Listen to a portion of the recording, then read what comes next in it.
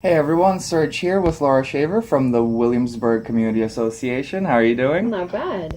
That's good to hear. So yeah, we're here to talk a little bit about the Williamsburg neighborhood.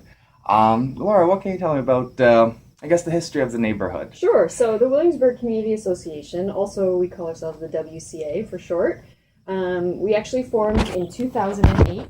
So we're a fairly new community association.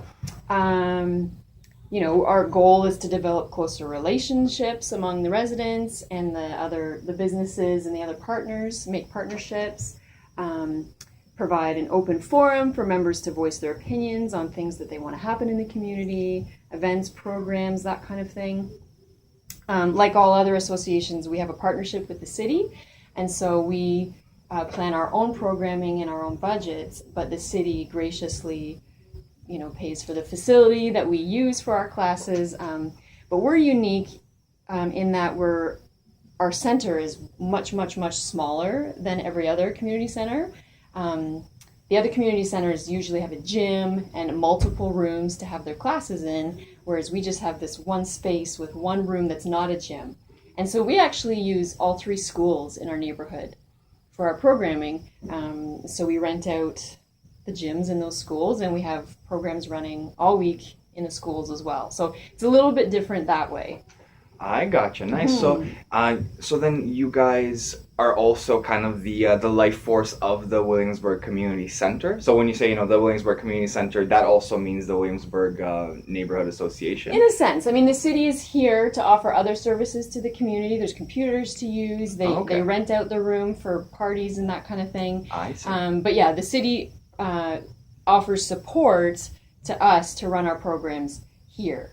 So technically we get first right to the room, but we work together so that they get what they need. And right, for sure, and everyone gets access to all the resources that they need. Nice, awesome. So how did the association start back in 2008? Yeah, so it started, Kelly Galloway, CLOC, of course, started sending out messages to the community about starting up, because the city always starts the process, get some community volunteers together, and they just started plugging away at bylaws and policies, and they formed a board, and it grew quite fast from there. We've grown really fast to we have over 350 participants each program session, and we've sort of maxed out at this point until we get a bigger center of what we're offering. So nice, that's awesome. So kind of one thing led to another. It snowballed, and now you're all filled up on the current community center. That's amazing. And the exciting thing is that we still have some of the members on the board are still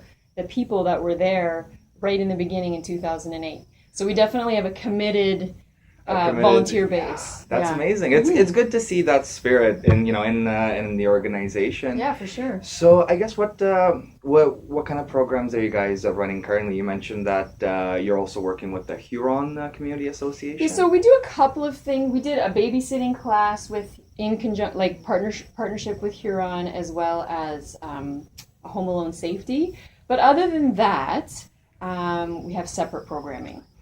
So we offer things anywhere from kids sports, so soccer, basketball, karate, to general interest classes such as guitar, some art classes.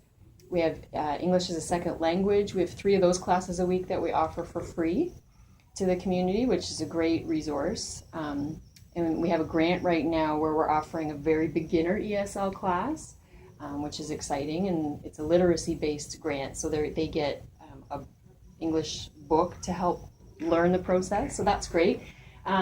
We have yoga, we have a whole bunch of different classes. We try to offer as wide a range as we can. Nice, that's amazing. Yeah, kind of mind, body, and soul kind of stuff all in one. That's beautiful. So I guess since you're quite familiar with the area, and we asked this to everyone. Why do you think Williamsburg is a great neighborhood to live in? Well, it's funny. I moved here personally in 2004. And when I moved here, so where we're sitting right now did not exist. None of this existed. Anything beyond Max Becker this way did not exist. So I had no idea what kind of community this was going to be. And I'm so glad I live here, because I think the key with Williamsburg is it's walkable. So, for example, my vet is here, my eye doctor is here, my pharmacy is here. So, and all of those things I can walk to. I gotcha. So this town center has a lot of amenities that let you stay in your community. Nice. Yeah. So it's its own kind of little center. Yeah. So you can. So the developers, RBJ Schlegel, they kind of created it to be its own little village feeling. It really does feel like that. Right? Like Just coming in, this yeah. window, it's like a little pocket, walkable street. So. Yeah, because I was just coming down the roundabouts, and I'm like, wow, this is really cozy. Yeah. This Yeah, is very nice. welcoming. Yeah. So I guess they did a good job on that front. I think they did. And the condos, the whole selling point for the condos, they're called Williamsburg Walk. So which means you live in that condo and you can just walk to do your shopping. And everything's walkable. Nice. Yeah. I think that's a really good philosophy to have. Yeah. Nice. So I guess in terms of future plans for the Center for the Community Association, where would you like to see it go? Well, What's the mission? Right. We're so eager to have a full-size community center. And the city does have plans for it. They've got the land set out and all that. It's just, obviously, it's always money, right?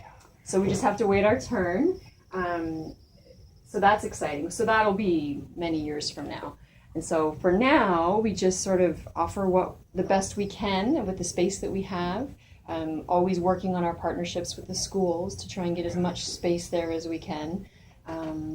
We've started expanding the events that we're doing. So this summer, when we did Neighbors Day, it was a huge event where it was all day. We had a garage sale in the morning, and like community-wide garage sale, and then we had activities in the park in the afternoon, and then we had a movie and food trucks at night.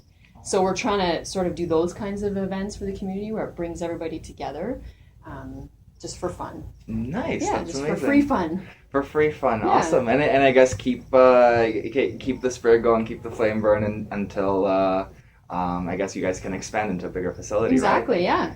Do you think it'll be an extension to this building, or it might be a different building? No, they've got altogether? a whole other separate piece of land set out. Oh wow, nice. And it most likely will be in combination with Huron, so we would all be in the same spot. But yeah, that's nice big dedicated space. Oh, it's gonna be wonderful someday. One of these days. Yeah. That's amazing. Well, thank you so much for the chat. That was all very very insightful. Thank you. Yeah, it's nice to learn about these things because I find you can look stuff up online or you can kind of read about it, but it's different when you sit down and talk to someone. It's like what is actually going on? And they're all a little bit different, right? They all have their own flavor, their own specialties. Yeah. We like to pride ourselves on being really forward thinking. We're the association, like we were the first one to hire a program manager. Really? It used to always be volunteer that ran all the programs, and so our association decided to hire somebody, which ended up being me. Oh, nice. And then a couple of the other associations then